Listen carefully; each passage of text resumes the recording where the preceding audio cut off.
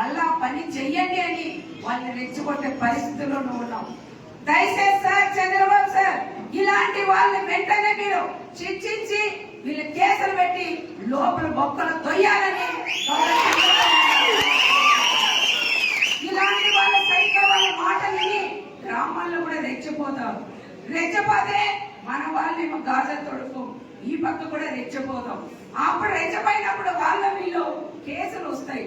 చాలా మంది ఇబ్బందులు కూడా పడతారు. ఆయన రెపరెప అంటాడు, పైన ఉంటాడు, కింద వాళ్ళు మాత్రం చాలా ఇబ్బందులు పడే పరిస్థితులు ఉంటారు.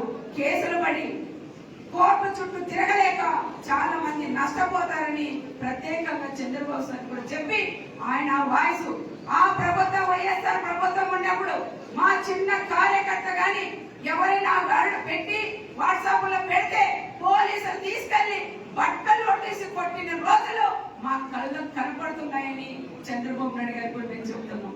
అలాంటి వాళ్ళు కూడా సెల్ ఫోన్ కూడా తీసుకొని అక్క మా సెల్ ఫోన్ పీకున్నారు, మమ్మల్ని చాలా దురుసుగా మాట్లాడారు, మా అమ్మల్ని అక్కలు తిట్టారు అని ఎంతో మంది ఏడ్చిన యువత కూడా మా కళ్ళ ముందు కనపడతారు.